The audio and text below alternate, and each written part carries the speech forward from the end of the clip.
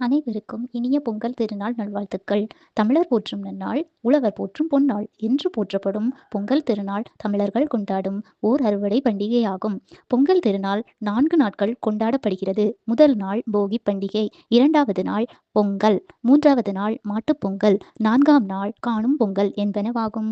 பழையன கழிதலும் புதியன புகுதலும் என்பது பழமொழி.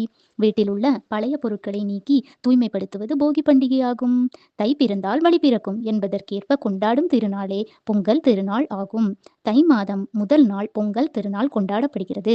இத்திருநாள் தமிழர் திருநாள் எனவும் சங்கராந்தி எனவும் வழங்கப்படுகிறது. தை பொங்கல் அன்று புதுப்பானையில் பொங்கல் வைத்து அதை சூரிய பகவானுக்கு படைத்து வணங்குவர். பொங்கல் பொங்கி வரும்போது பொங்கலோ பொங்கல் பொங்கலோ பொங்கல் என்று மும்முறை கூறி வணங்குவர். உழவனின் தோழனாம் மாட்டினை போற்றிட துள்ளி வரும் திருநாளாம் மாட்டுப்பொங்கல். மாட்டுப்பொங்கல் அன்று உழவு தொழிலுக்கு துணையாக நிற்கும் மாடுகளை அலங்கரித்து வணங்குவர். காணும் பொங்கலன்று உற்றார் உறவினர்களை சந்திப்பர், பெரியோரிடமும் ஆசி பெறுவர். இவ்வாறு உழவுக்கும் இயற்கைக்கும் நன்றி தெரிவிக்கும் நாளே பொங்கல் திருநாள் ஆகும்.